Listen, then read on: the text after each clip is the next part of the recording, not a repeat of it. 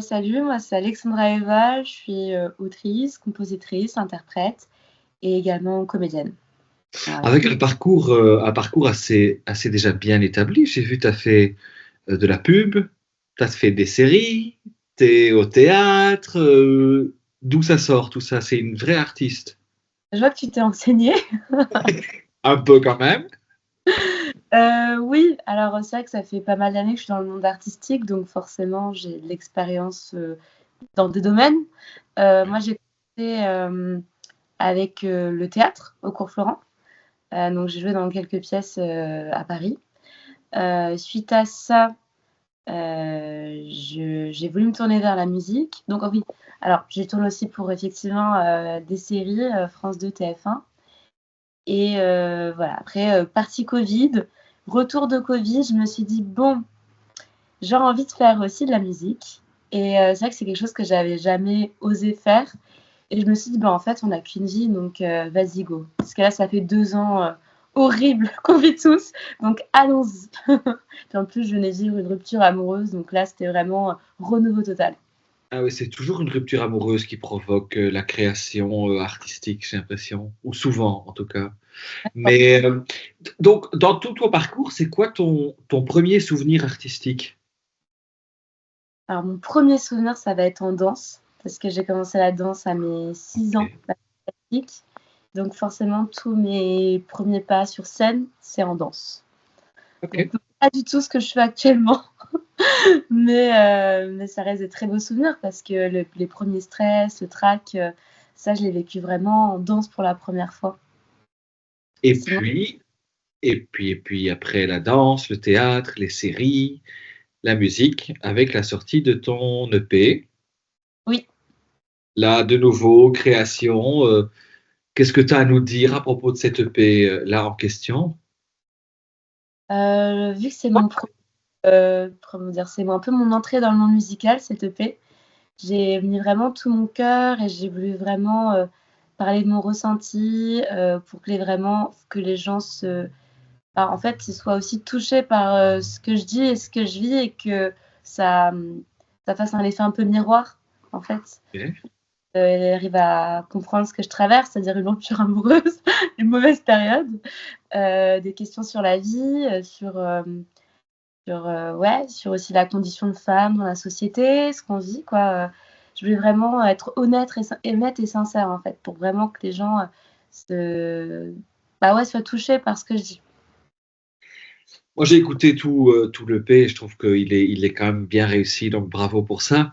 Il y a une phrase que j'ai ressortie pour cette interview, c'est on me dit trouve un vrai métier, jouer et chanter, c'est léger, c'est juste pour frimer. Est-ce que c'est une phrase qu'on t'a souvent répétée quand tu as dit je veux être artiste, je veux faire de la musique? Quel a été le ressenti ou la vision de ta famille, de tes amis quand tu as dit je suis chanteuse, je suis artiste? Bah, au début, c'est vrai qu'au tout début, mes parents n'étaient pas pour. Ils préféraient, ce qui est normal, que je fasse des études, un métier, plutôt stable dans l'idée, même s'ils m'ont assez soutenue quand même une fois que j'ai voulu me lancer dedans, une fois que j'ai voulu faire les cours Florent, que j'ai vraiment voulu, me spécialiser et apprendre ce métier, là, ils m'ont soutenue. C'est eux qui m'ont payé les cours, il y a pas de souci. Mais c'est vrai qu'avant, quand j'étais au lycée, bah, disons qu'ils me poussaient pas là-dedans.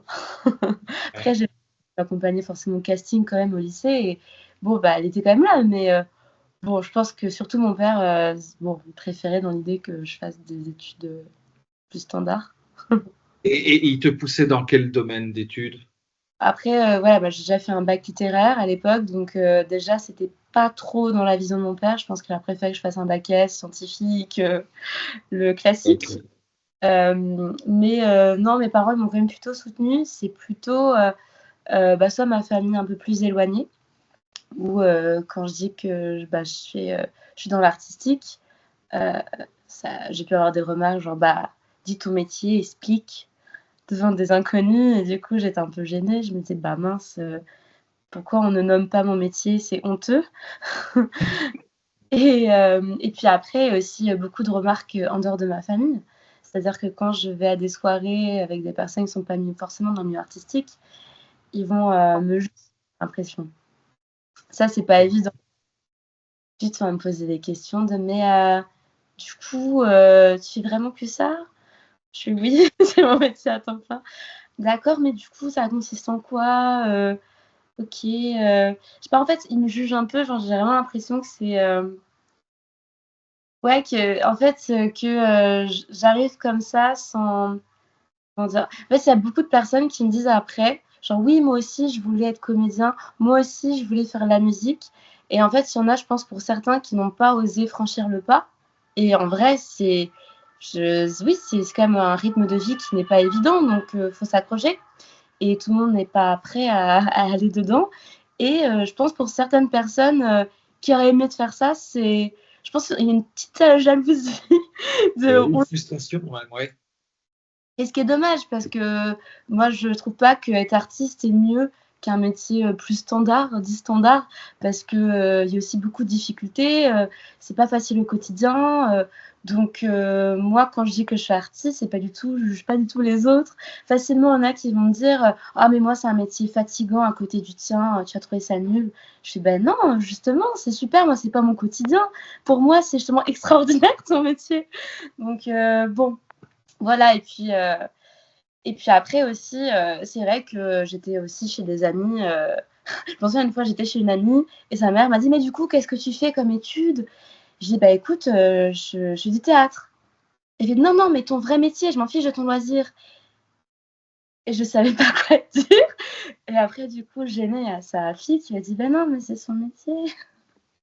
Ah ouais, ouais, Voilà, c'est bon, dommage. anecdote comme ça. Dans ton EP, il y a une chanson qui s'appelle Mensonge Oui. et j'ai l'impression que Mensonge est un peu une critique de la société. Est-ce que je me trompe? Non, tu te trompes pas du tout.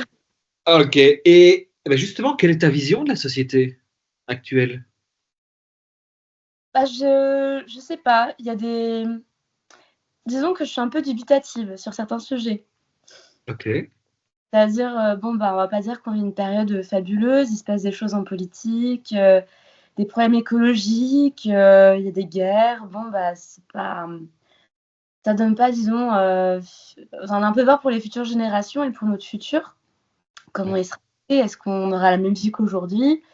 Heu et puis, heu et puis aussi, il y a l'IA, l'intelligence artificielle. Je trouve que c'est quelque chose d'assez angoissant, surtout moi qui suis artiste, enfin il y en a qui disent beaucoup que ça va remplacer les humains.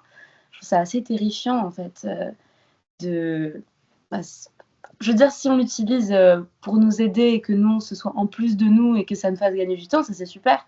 Mais ouais, j'ai peur juste mal utilisé dans le futur et que ça nous remplace juste. Voilà. OK. Donc ah oui, un monde pas très, positif quoi, du coup. Non mais ça c'est la version négative, après je suis quand même positive. Ah vas-y alors. Non, après, voilà, après on vit dans un monde aussi où, on a des soins, on peut aller à l'hôpital, on a des droits, qui augmentent d'année en année, surtout pour, les femmes, pour, enfin, voilà, il y a comment dire? Le racisme, c'est condamné, enfin, je veux dire, voilà, il y a plein de choses qui sont positives actuellement, évidemment. Mais il y a quand même des questions qui peuvent faire peur. Voilà, c'est un mélange des 2 parce que disons qu'on est dans une société où il y a plein d'avancées, où c'est extraordinaire et en même temps, il y a des choses effrayantes qui apparaissent. Donc voilà, je suis entre les 2. OK. Et la suite des projets? Donc là, l'EP est sorti, on a déjà du théâtre, des séries, c'est quoi? C'est un film? C'est une série Netflix? C'est, une tournée en Europe, dans le monde? C'est quoi le la suite? Alors pour ça que pour ma partie acting, j'ai mis un peu en suspens pendant 1 an, 2 ans avant de lancer mon projet, parce que ça c'est déjà un temps plein en fait, un métier, de musique, pour lancer de tout de A à Z, ça prend beaucoup de temps. Mais là du coup, je recommence à repasser des castings, donc là je ne sais pas, pour le moment j'ai pas de nouveaux projets en termes d'acting. Mais ce qui est sûr, c'est que j'ai des choses qui arrivent, en termes de musique. Déjà, il y a un concert qui devrait arriver sur Paris d'ici mai-juin. J'ai pas encore, la confirmation de la date, mais OK. là, je sais que ça va arriver et puis il y a des nouvelles chansons, collaborations qui vont arriver Ah oui, et c'est ouais. et là, tu gères tout toute seule ou tu as un agent ou tu as l'aide de quelqu'un? Comment ça se passe? Alors pour la partie musique, j'ai un manager, OK. m'aide. Après, c'est vrai que je dois aussi faire des choses seule, forcément. Là, il faut que je me mette cette année en 2025 sur les réseaux sociaux. J'y suis pas. Ouais. Et là, les vidéos, c'est que moi qui peux les tourner. Ouais. Voilà. D'accord. Sinon, en termes d'acting, j'ai une agente aussi qui s'occupe de toute la partie casting pour les films et les séries. Ok, pas mal. Partie un peu plus fun, enfin j'en ai deux, en fait, c'est des petites parties. Euh, c'est quoi ton plat favori? Oula, c'est compliqué, je suis une grosse gourmande, moi. Oula, alors ça, Si tu dois choisir un seul truc et tu ne peux manger que ça jusqu'à la fin de ta vie. Ah, alors des choses que j'adore, que je pourrais pas manger tous les jours, genre juste question de fromage, c'est trop garni. Sinon, j'aurais dit raclette, parce que la raclette, c'est fabuleux. Mais alors, pas tous les jours. Donc, du coup, tous les jours, c'est dur. T'as pas encore vu les autres questions. Ah non, magret de canard avec des petites pommes de terre. Allez. Parfait, magnifique. Ta musique francophone favorite? Oh, c'est dur aussi. Il y en a beaucoup. Une chanson que j'aime bien en ce moment francophone. Tu peux pas me poser ces questions sans que j'ai de préparation avant. Ah C'est ben trop non. beaucoup de chansons françaises en plus, donc oh là là. Mis à part les tiennes, je veux dire. Hein. Non, j'aurais pas dit la mienne, ça c'est sûr que non. Je peux pas, j'écoute pas mes musiques. Enfin, Ou alors un artiste francophone ouais, favori, une artiste. ouais, je pense que une chanson que j'aime beaucoup, c'est, je dirais Le temps de l'amour de Françoise Hardy. Ah oui, ah oui, ok. C'est Et modeste, c'est un peu des situations, j'aime beaucoup. très bon choix. Enfin, c'est subjectif, mais c'est très bon choix quand même. Ta boisson préférée? Oui, Ginger Beer. Ok. Et ta couleur favorite? Ah, ça dépend des saisons. Oh là là. Bah, vu qu'on est en hiver, je dirais le bleu. Ok. Et en été? Plutôt orange. Ah oui. Ok. Je vais te donner deux choix et tu dois dire celui que tu préfères. Donc, si je te propose du vin ou du champagne. Champagne, tout de suite. J'adore le champagne. Enfin, j'en bois pas souvent, mais Et Madame adore. Très bien. Été ou hiver? été. Même, je dirais printemps. D'accord. Pourquoi printemps? Parce qu'été, il fait trop chaud et que le printemps, il fait un peu moins chaud. Il y a beaucoup de fleurs et j'adore les fleurs. D'accord. C'était le temps des fleurs, comme disait une grande dame. Plutôt du matin ou du soir? Pour Hum, travailler, pour écrire, pour réfléchir. Je dirais de l'après-midi, mais si je le matin et le soir, je dirais quand même le soir. Ok. Chocolat blanc, chocolat noir. Chocolat noir. Ok. Bien. J'ai fini ma partie toute simple de petits jeux. J'ai une dernière question pour toi, pour celles et ceux qui vont regarder cette vidéo, qui souhaiteraient se lancer dans le monde artistique ou même pas, qui ont déjà un métier normal, stable, comme tu disais au début. Qu'est-ce que tu souhaiterais leur dire? S'ils veulent se lancer dans ce métier, Ouais. dans un métier, je dirais de se faire confiance, de faire confiance à son instinct. Parce que des fois, c'est pas très logique ce qu'on pense et ce qu'on veut en termes d'artistique, d'écriture ou visuel ou etc. Pas très logique pour les autres ou pour soi-même, mais si on le sent comme ça, faut y aller. Je pense que l'instinct, c'est très important dans les métiers artistiques. Et pas se décourager et pas écouter les remarques des autres.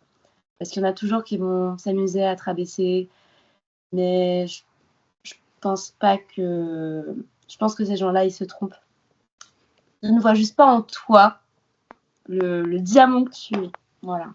On est tous des diamants et je pense dès qu'on est humain, on peut faire quelque chose d'artistique en fait. C'est juste, on est tous uniques, on a tous des choses à dire, on a tous un vécu, une histoire. Et ce qui fait juste qu'on va dans l'artistique, c'est qu'il y a vraiment un pan artistique qui nous plaît, qui nous passionne et qu'on vit pour. Mais sinon, tout le monde peut faire de l'art, quoi. Merci. Merci à toi. Salut.